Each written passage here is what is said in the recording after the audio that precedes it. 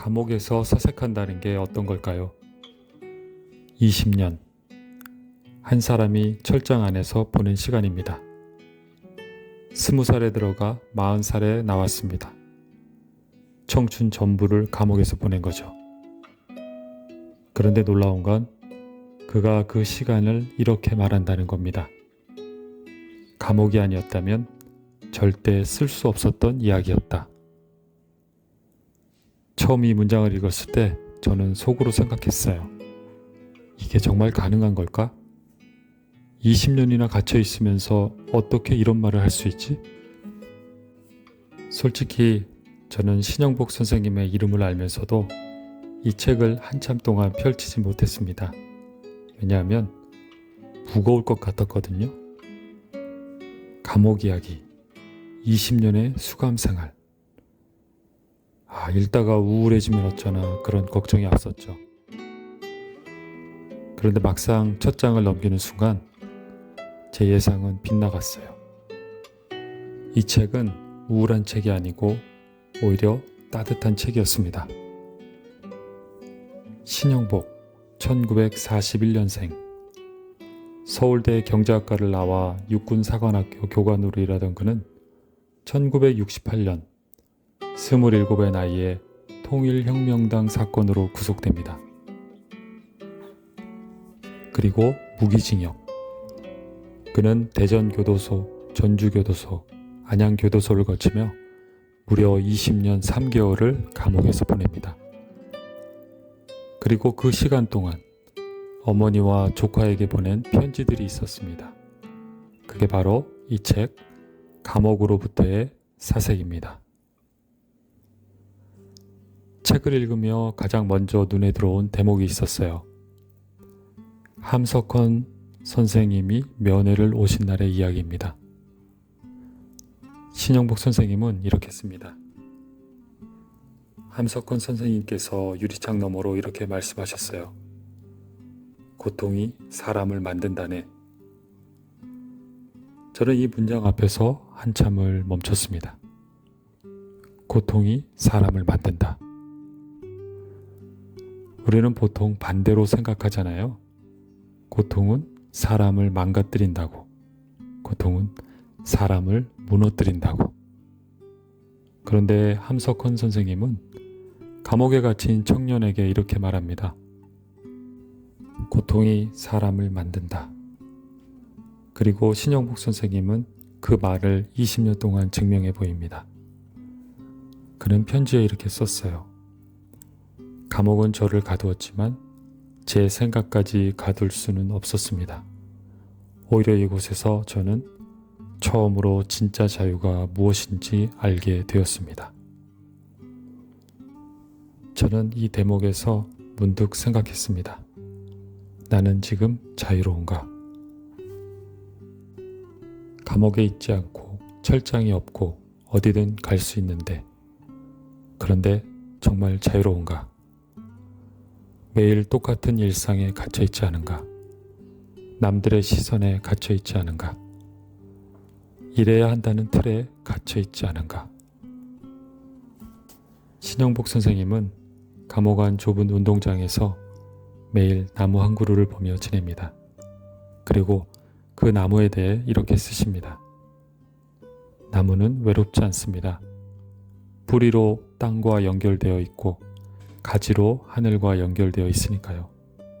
나무는 혼자이지만 혼자가 아닙니다. 감옥에 갇힌 사람이 나무를 보며 외롭지 않다고 말합니다. 왜냐하면 나무는 뿌리로 땅과 연결되어 있고 가지로 하늘과 연결되어 있으니까. 그때 생각했어요. 신영복 선생님이 정말 말하고 싶었던 건 나무 이야기가 아니라 바로 우리 이야기라는 걸. 우리도 혼자가 아니라는 걸. 아무리 힘들어도 아무리 외로워도 우리는 누군가와 연결되어 있다는 걸. 부모님과 자식과 친구와 그리고 우리가 사는 이 세상과.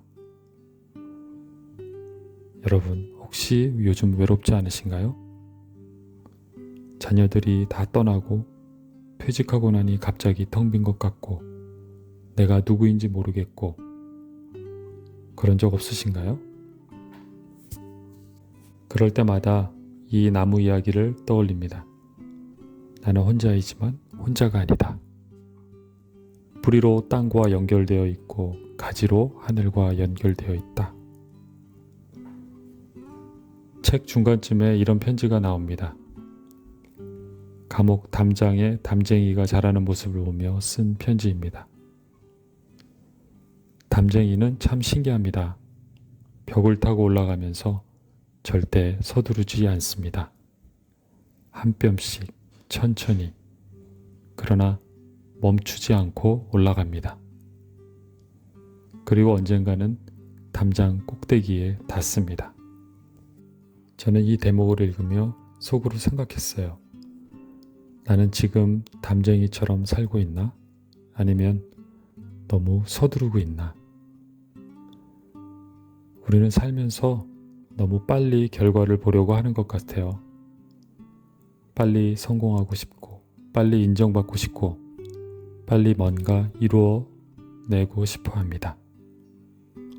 그런데 신영복 선생님은 20년이라는 시간을 보내며 이렇게 말합니다. 천천히 가도 괜찮습니다. 중요한 건 멈추지 않는 것입니다. 그리고 저는 생각했어요. 20년. 보통 사람이라면 절망했을 시간입니다. 내 인생은 끝났다. 이제 다 늦었다.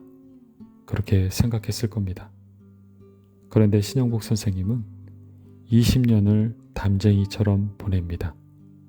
한 뼘씩 천천히 그러나 멈추지 않고 매일 책을 읽고 생각하고 편지를 쓰고 사색합니다. 그리고 마침내 20년 뒤 감옥을 나왔을 때 그는 한국에서 가장 존경받는 사상가이자 서예가이자 교육자가 되어 있었습니다. 우리도 사실 각자의 감옥에 갇혀 살고 있지 않나요? 어떤 분은 나이라는 감옥에, 어떤 분은 건강이라는 감옥에, 어떤 분은 외로움이라는 감옥에, 어떤 분은 후회라는 감옥에. 저도 마찬가지입니다. 이 책을 처음 펼쳤을 때 저도 제 나름의 감옥에 갇혀 있었어요. 나이가 들어서 이제 늦었다. 이미 지나간 시간은 돌아오지 않는다. 내가 뭘 할 수 있겠어? 그런 생각들이 저를 가두고 있었어요. 그런데 신영복 선생님의 이야기를 읽으며 깨달았습니다. 감옥은 장소가 아니라 마음이라는 걸. 철창이 아니라 내 생각이 나를 가둔다는 걸. 그리고 진짜 자유는 밖에 있는 게 아니라 안에 있다는 거. 선생님은 이렇게 씁니다. 자유란 주어지는 것이 아니라 스스로 만들어가는 것입니다. 감옥 안에서도 자유로울 수 있고 감옥 밖에서도 갇혀 있을 수 있습니다.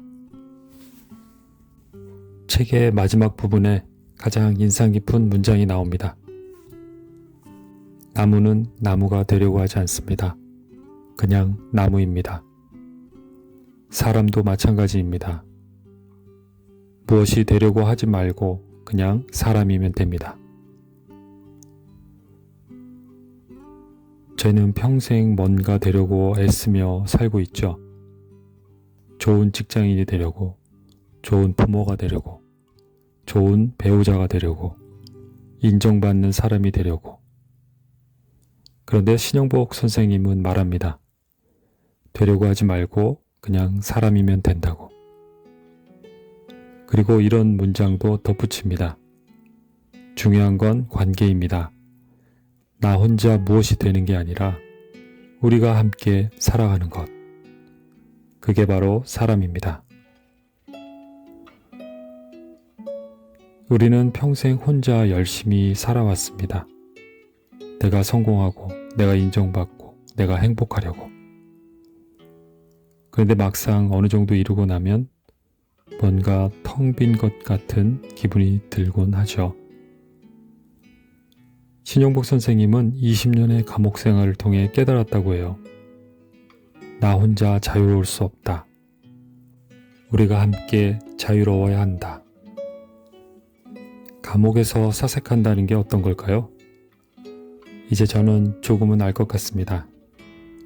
감옥은 벽이 아니라 마음이고, 사색은 생각이 아니라 변화이고, 자유는 밖이 아니라 안에 있다는 것을.